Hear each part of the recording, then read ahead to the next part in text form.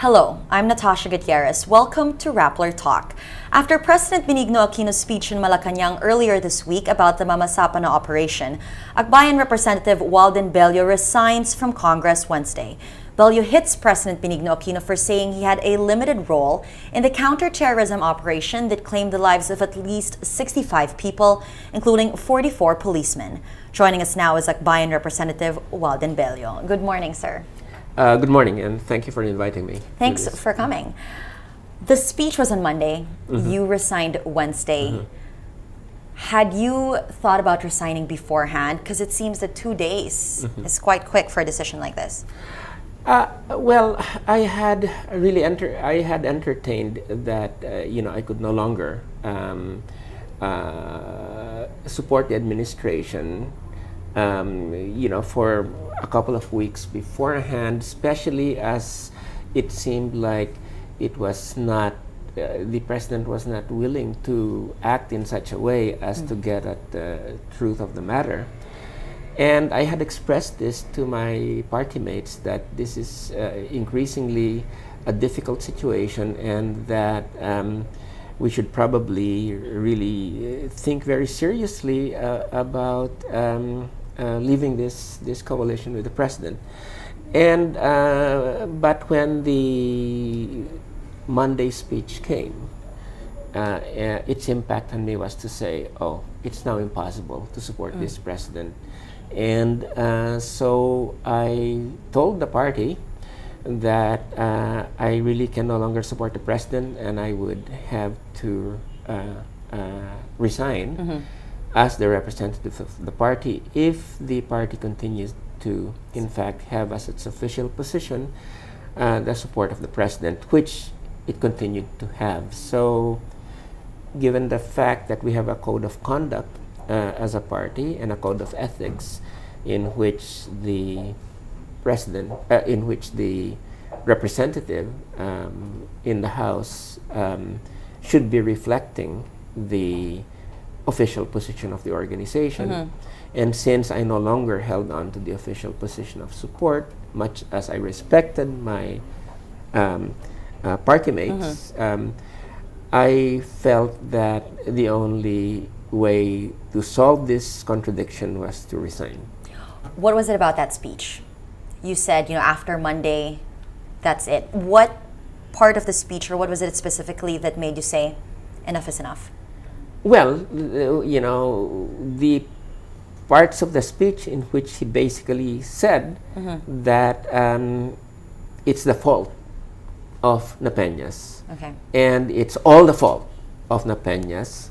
And basically saying that, the guy fooled me, nabola ako, and everything else, And at the same time, he was admitting that he was part of the planning and part of the execution, but not part of the responsibility for the results. I see. And I think this is the way that it hit me, like it hit all the other people, that this is not fair. You have to take your share of the blame. And it was very clear that they were setting up Napeñas as a scapegoat to be able to escape responsibility, not only for the president, but for Purisima himself, who was really, in my view, the link between Napeñas and the president, and he was effectively from the top in charge of the operation. Well, you did quite clearly mention that Purisima was the link for the first time last Monday. Do you think that this started from immediately after the operation? The president should have already taken responsibility. What did you wish he had done immediately after? Well, what I was hoping, and in fact half expecting, was that he would come out and assume responsibility for the operation, because the role of a commander-in-chief and a president. So from that alone? Yes. He should take command responsibility, because as commander-in-chief, even if he does not know all of the details or that parts of the operation going wild were not his fault, as commander-in-chief, he should have done that. And, the examples of Kennedy in the Bay of Pigs, Reagan in Iran Contra, Carter in the Desert Fiasco, where things went wrong because of what subordinates did, these people came out and immediately said, all of them, as Commander-in-Chief, it is my responsibility and I take responsibility. If the President had done that, I think it would not have blown up in the way that it has. Of course, there would have been, there would have been consequences, but not the kind of consequences we have now, where people's perception is that he is evading responsibility and he doesn't want to get at the truth, and he's engaged in a cover-up in this situation. So that's why you decided to resign even before the BOI had released its report, because to you, regardless of, I mean, it sounds like you didn't even base this on the Senate investigation. It just is for you the fact that he was Commander-in-Chief and that Purisima was involved. Is that right? Yes, that I had been expecting all along, that please, I was almost saying, to myself, of course, please, Mr. President, you've got to, he made a number of public interventions, but he was avoiding responsibility. And then when it finally came out on Monday, that he was clean, he was wiping himself clean of this operation, while admitting he was part of the planning and of the execution. Okay. Then that hit me as, this is not presidential behavior. Okay. This is basically the behavior of a petty bureaucrat who's trying to take his fingerprints off a project which has turned into a disaster, and foisting that responsibility on a subordinate. Okay. Why do you think he did that? Well, I think, he did that. That's a very good question that I've asked myself. Is it just stubbornness? Is it a realization? Is it lack of an appreciation of what command responsibility is all about? Is it a lack of appreciation of what honor is all about? Okay, because this is not the way honorable men act, to say that my subordinates take the blame, but if there's glory, I'll be part of the glory. Hindi ganun yung, that's not presidential, that's not honorable. Is it because he's afraid of lawsuits that might be placed on him? And that's a possibility, that basically he's trying to cover his tracks so that there won't be a legal case against him if he accepted responsibility. Okay, but these are, if you're president, these are petty concerns. Yeah. You have to think about what is the national interest, and the national interest is getting at the truth, even though you're implicated, in the truth. Okay? And this is what presidents do, and what he was doing was not presidential behavior. And I said, and I think the rest of the country, felt the same way, that he was trying to wiggle out of bad situation that he had helped create. Have you ever seen him take responsibility? Could you compare maybe a favorable response he had done in the past that you wish he had shown in this particular operation? Or do you feel that this seems to be a trend that he does? Well,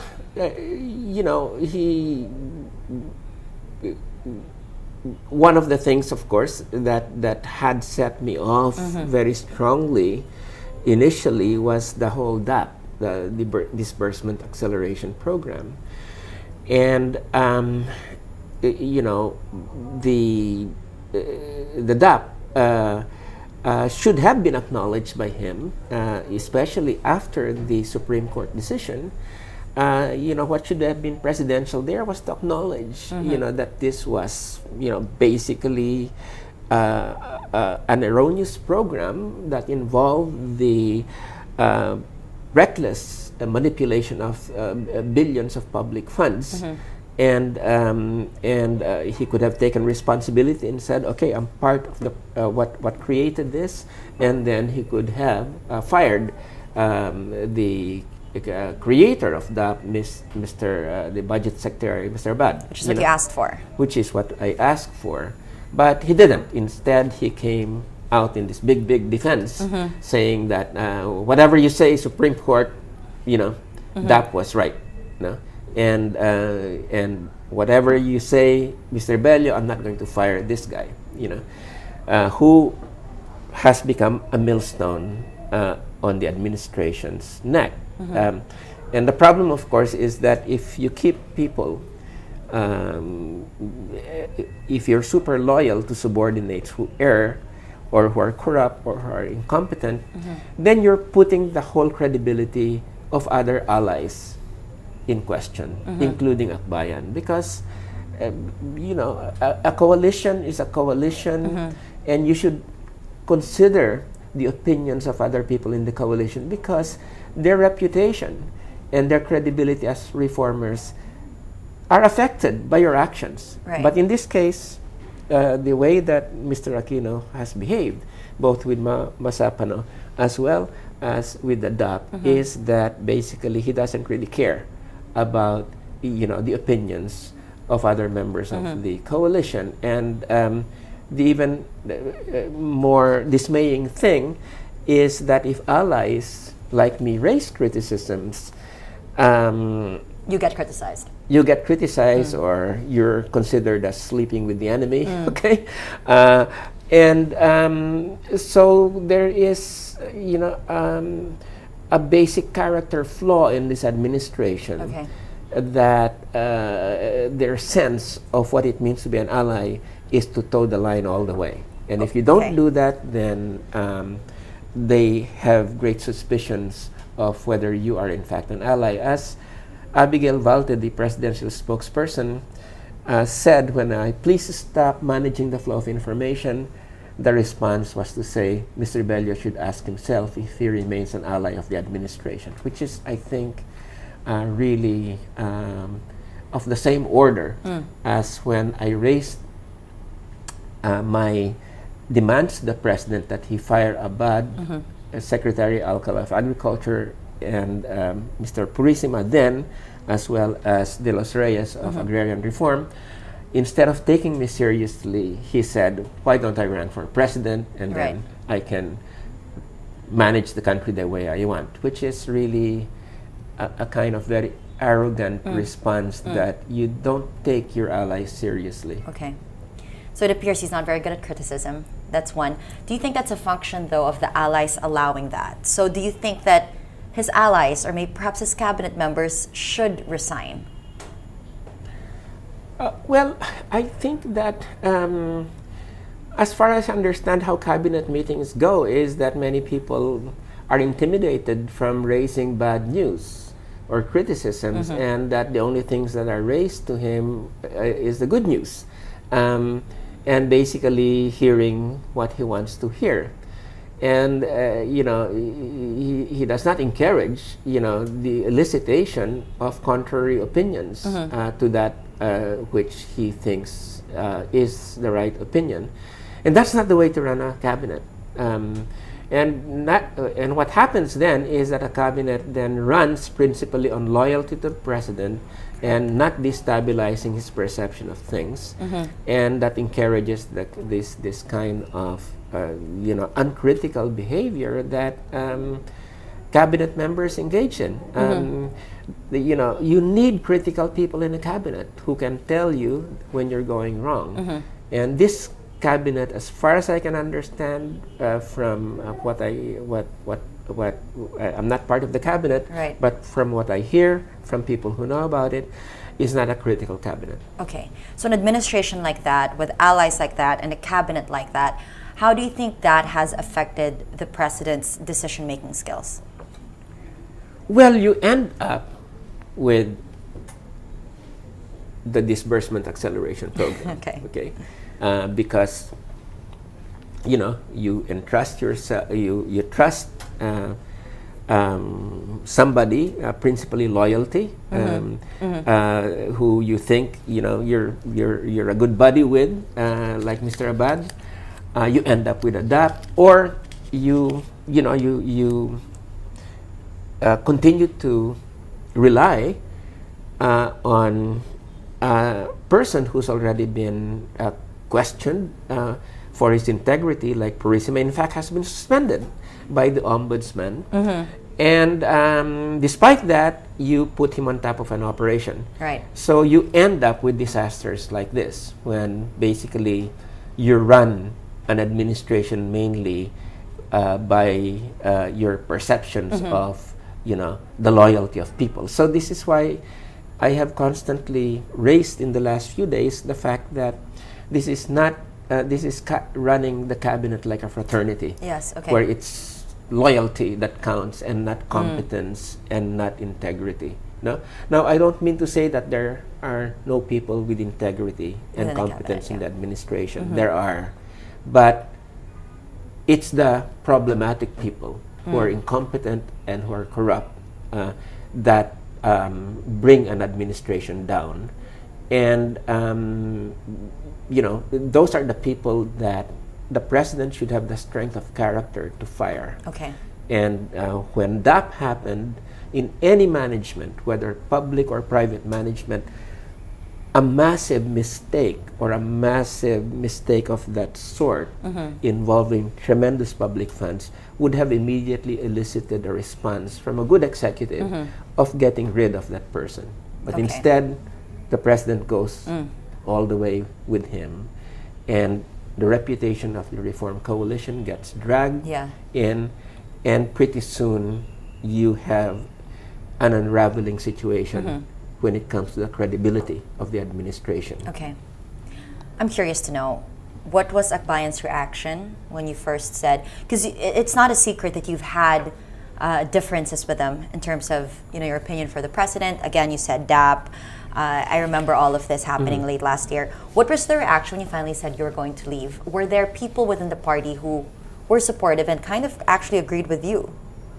Well, when it came to the situation on Mama Sapano, I think quite a number of people within the leadership were very disturbed by the president's actions, and shared my opinions that many of what he said, especially last Monday, were unacceptable.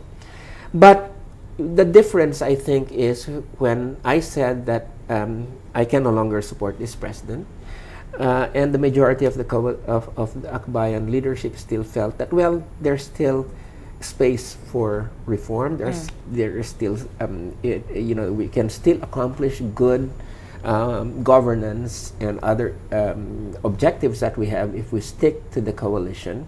And that's where the difference is, because I can no longer support that line. Okay. And they recognize I cannot also support that I have a difference on this score. So we have a situation where the expectation, according to our code of conduct, of the party representative is that person, she or he, must reflect the official line. Okay. And I was taking a position opposed to that line. Okay. So nobody asked me to resign. In fact, people within the leadership felt that I should remain in Akbayan, but it would just have been prolonging a contradiction. Okay. And it was very clear, according to our code of ethics, that I had to go. Okay. I actually have a social media question for you related to that. At Elmer Valenzuela is actually asking, what took you so long? What took me so long to resign? Leave? Yes, to withdraw support from the president. Oh well, these things you have to be very careful and measured about, and you should exercise good judgment. And it was a process whereby I had raised my level of criticisms, as over the last few months. Yes. But until the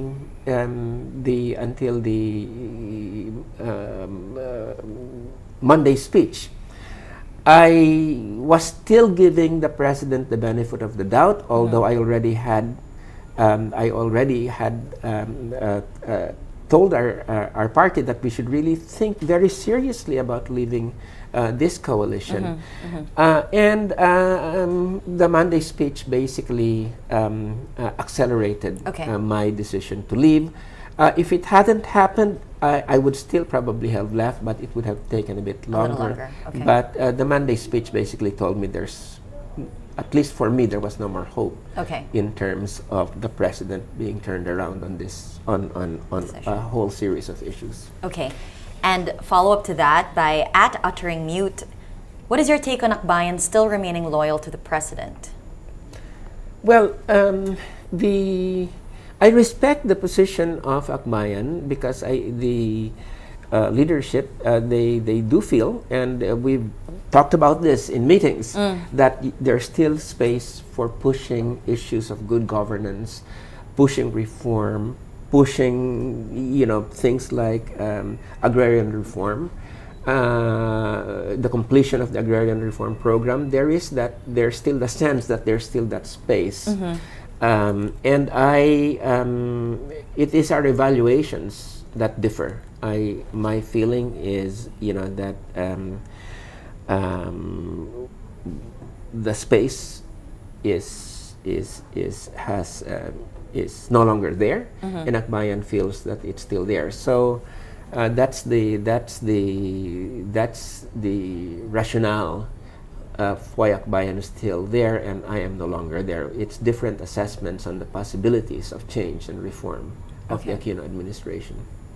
I'm also seeing some questions online, I guess asking how much you do know about the operation for you to resign.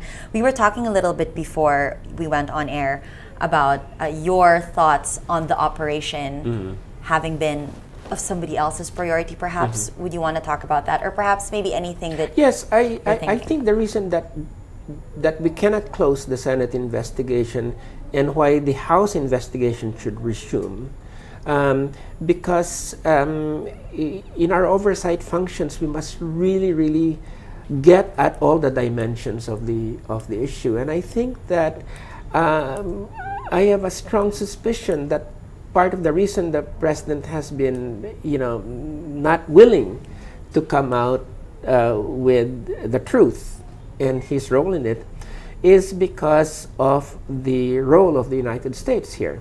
The Americans' fingerprints are all over the case. You have the helicopter that was there immediately, the bounty on Marwan, the fact that the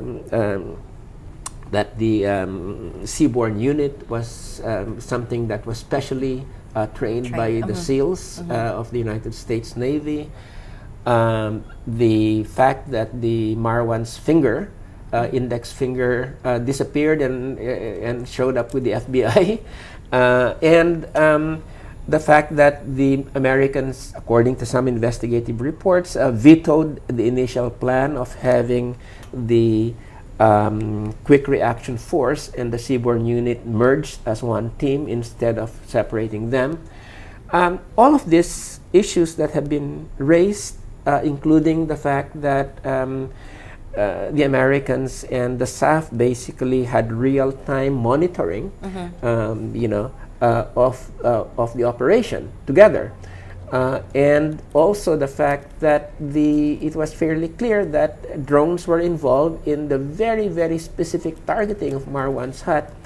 This has to come out. Now, the important thing is that let's get the truth out. Whether or not you agree that the United States should be intimately involved in an operation, let's get the truth out, because from my point of view, it does seem like it's a big question. At the time that we had the Bangsamoro Basic Law discussions reaching a conclusion, Yes. This operation was launched, which involved a big force going into MILF territory without informing the MILF. This was an extremely high-risk operation that could destabilize the talks, and yet it went on. So my big question is, whose priority was it?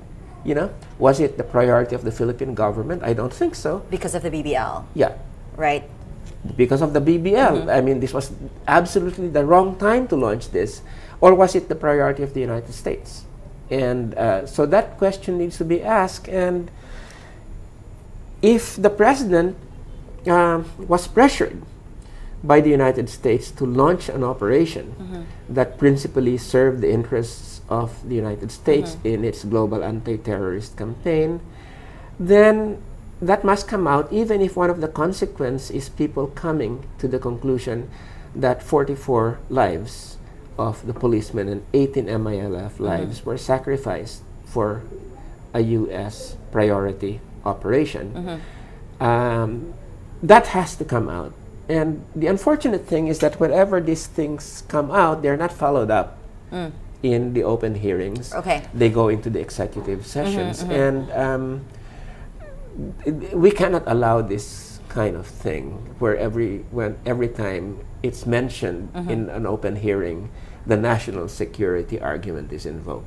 You know, so so the big question for me, the big issue is still we have just touched the tip of the iceberg, and we should dig deeper. Okay. And I think that it is a disservice to the country to end the investigations now. And you just don't feel like the investigations that have taken place have touched on that adequately? No. In fact, that is one very, very vague area that has largely been skirted by the investigations. Okay. So I think that, and if indeed, as many feel and suspect, just from the circumstantial evidence, that the role of the United States was substantial, then it would really be a disservice to the citizenry not to in fact be informed that this operation involved this heavy participation and that the consequences of the operation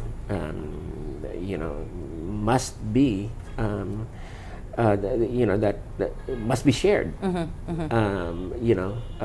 by all of those that planned it, including the United States, if indeed it was a participant in this case. Okay, we're wrapping up now, but just on social media, there's been a lot of support actually for your resignation. There's a lot of disappointment and frustration with the president. But on the other side of that, there are those saying one ally resigning won't make that much of a difference. What do you say to that? Well, I think that my sense was that this probably was a statement made that was taken out of context, the speaker's statement. Because when I saw the speaker yesterday, he was very concerned, and he, and I couldn't sort of reconcile the concern he has traditionally showed me. Okay. And also the health of my wife, in which he's been very concerned about her health.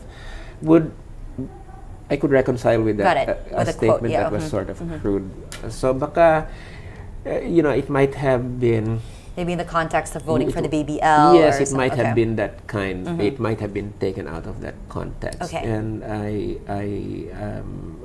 so I would like to investigate more the context of how that statement was made. What has the dynamic been in the House after Mama Sapano? Has there been vocalized frustration also towards the president? For someone who had been there, could you tell us a little more about the mood in the House? I think there is a very strong mood in the House that the investigation must be reopened. Okay. And in fact, if you were to take a vote, you'd probably have practically all House members want to open that investigation. Okay. There's a great deal of frustration that it was closed, and there's a lot of ideas and theories going around why it was closed. Okay. And in fact, there are people who hold that this was because of Malacanang's pressure. What do you think? My own sense is that probably it was not that. I think it was more a case of the first hearing, there was a perception that it was very chaotic, and I think the House leadership sort of felt, oh my God, we look like we're coming across as a bunch of fools to the public. So it was probably more a sense of how it would be perceived. Okay. But there's growing pains, I mean, I think that future hearings, would have learned of how to be conducted from that first hearing. So this is my sense is this is still a strong mood in the House to begin. And how about the sentiment towards the president of lawmakers in the House? There is disappointment, okay, in the president. Whenever he opens his mouth on this issue, like he did on Monday, people almost flinch physically, especially the allies of the president, because it's getting more and more hard to defend, But will more people leave in the near future? No, but if the president does not alter his behavior and he begins to go into bunker mentality mode, okay, then people will begin to think it might be for their own political futures, might be very costly to be very closely identified with somebody who's gone into the bunker. Okay. So this is the perhaps especially with the elections coming up. Yes, with the elections coming up, and I think this is the worry of many people in the House, that the president, because of Masapana and his refusal to accept responsibility, will more and more retreat into the bunker and away from reality. And that's going to create all sorts of problems for people identified with him, with the alliance, and basically, which would not be negative for people now allied with the president. Do you think Mama Sapano is the president's downfall? I think so. I think that it is his downfall. He can still, however, reverse it. If he just comes clean, he comes and says, okay, I've made a mistake, I've screwed up, I've behaved terribly over the last few weeks, but I admit responsibility and let's go on. So you think he can still come back from this? Well, 90% no, but there's that 10% that possibility. And if my resigning reinforces the reality principle that he has to shock him, that the country is very far from where he is right now, then it would have accomplished part of its purpose. Okay. What is the biggest change you've seen in the president? What has disappointed you the most, or what did you suddenly see that you didn't necessarily see in the beginning when you were allies? Oh, well, let me just say that, the president is my sense is he's a decent guy. He's not stained by corruption. Some of these strengths were very evident in the first 3 years. But in the last 3 years, the flaws of his character and personality came out. The stubbornness, the super loyalty, fraternity type loyalty to people, and this came out and began to really erode the platform of good governance that he had run on. Because good governance is not just about corruption. That's a very important part of it. It's also about competence.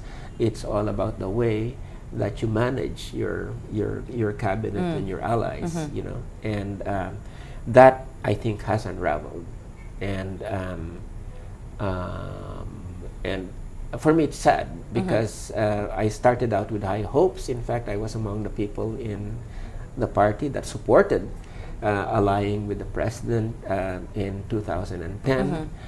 But I had expected that he would treat us as people that would be good, principled allies who he would listen to, not only for the good news but for the bad news and the criticisms. And unfortunately, he has not done that, in my view. He has walled himself off.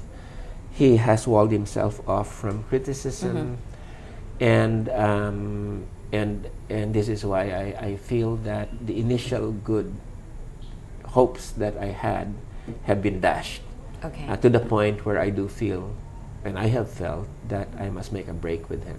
It's not an easy break to make, but I do feel, that that it's got to be done, because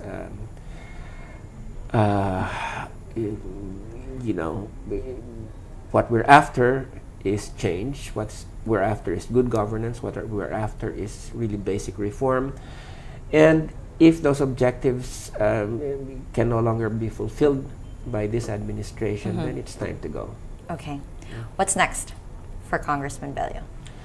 Oh, what's next is basically I'm looking forward to going back into private life to do some research, maybe some teaching, but also some family time, help out with my wife's recovery, and those are very important for me in the short and medium term at this point. Well, good luck with that. We'll look forward to speaking more with you, and thank you so much again for coming and speaking to Rappler. Well, Natasha, thank you very much, and I've heard so much about and read your writing, and keep up the good work, because it's very important public service. Thank you so much. Sure. Okay. We've been talking to Akbayan Representative Walden Bello about his resignation from Congress. I'm Natasha Gutierrez. Thank you for watching.